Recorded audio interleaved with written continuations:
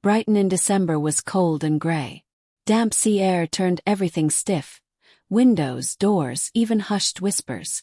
That morning of December 10, 1987, the courtroom felt like an icy chamber of fate.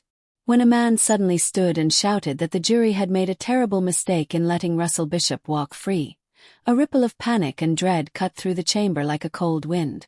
Bishop, accused of the horrific murder of two 9-year-old girls, Nicola and Karen Hadaway, had just been acquitted.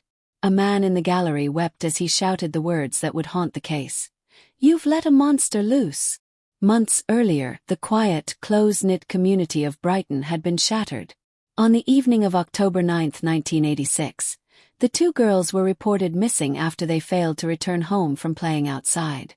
Their families launched frantic searches, canvassing the neighborhood and nearby woods. It wasn't until the early morning hours of October 10 that their lifeless bodies were discovered in Wild Park, lying side by side in a shallow woodland den. They were found stripped, bruised, and battered. The community recoiled in horror. News of the murders quickly spread, igniting public panic. Children were kept indoors, and parents eyed strangers with suspicion. When Russell Bishop, a local petty criminal known to police, was arrested shortly after, many breathed a sigh of relief. He had been seen in the area.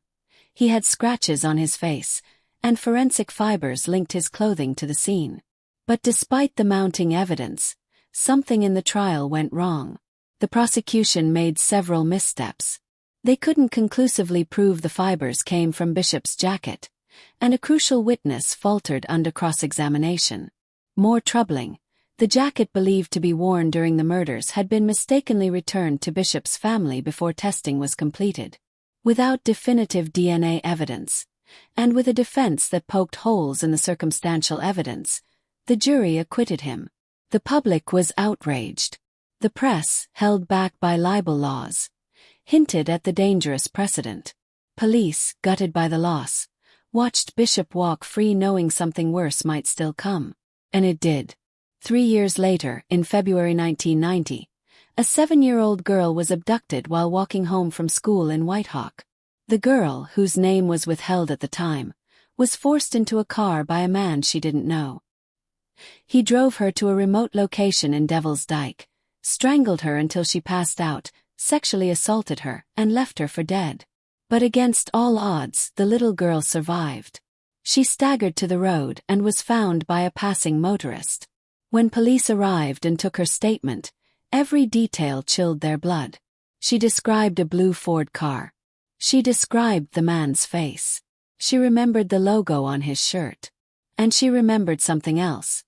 A distinctive silver chain on his wrist. The man she described matched Russell Bishop. Police moved quickly, knowing they had failed once before. DNA samples collected from the child's clothing were tested. This time science was on their side. Bishop was arrested again, and in 1990, he was convicted of attempted murder, kidnapping, and sexual assault. He was sentenced to life imprisonment. But the past refused to rest. Even though justice had come for the little girl, Nicola and Karen's families still had no closure.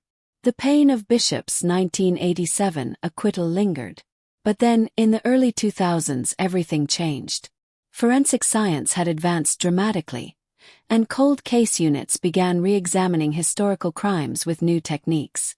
In 2005, Sussex police reviewed the babes in the Wood case and submitted the clothing for DNA testing using modern methods. The results were undeniable. On Karen Hadaway's sweatshirt, under her fingernails, and even on items near the scene, DNA from Russell Bishop. And not just that, Bishop's DNA was also mixed with Nicola's.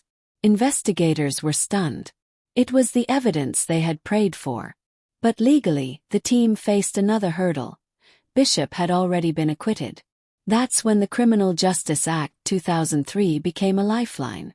It allowed for a retrial in murder cases where new and compelling evidence surfaced. The Crown Prosecution Service applied for the retrial. In 2018, more than 30 years after the murders, Russell Bishop was once again in court for the murders of Nicola and Karen Hadaway. The courtroom was packed. This time, the prosecution had the evidence to back every claim. They had the jacket. They had the DNA. They had the motive.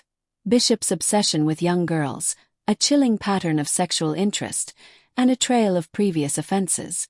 Most crucially, they had the living victim from 1990, now an adult, ready to testify about the horror Bishop had inflicted on her. She spoke calmly and clearly. Her words pierced the silence of the court. "He left me to die," she said. "But I didn't die. I came back so no one else would suffer what I did." The jurors, many of them parents themselves, were visibly shaken. The defense tried to argue that the evidence was tainted by time, that memories faded, and that Bishop had already served a sentence. But nothing could erase the scientific certainty or the testimonies of those who had waited decades for justice. On December 10, 2018, exactly 31 years to the day after his first acquittal, Russell Bishop was found guilty of the Babes in the Wood murders. The families wept. Karen's mother clutched a locket with her daughter's picture. Nicola's father whispered, "We told you it was him." The judge sentenced Bishop to life in prison, with a minimum term of 36 years. But it wasn't enough for the families. Nothing ever would be. Karen and Nicola had been stolen from them as children, and while justice had finally arrived, the loss remained. The girl who survived Bishop's second attack later said, "I lived for them." She went on to work with survivors of abuse and became an advocate for victims' rights. Her bravery helped bring a killer to justice. She had once been a silent witness to a monster's cruelty, but she had grown into a voice that could not be silenced. Today, in Wild Park, a memorial bench sits near the spot where the girls were found. Flowers are still placed there every year. Children still play nearby, but they are watched carefully.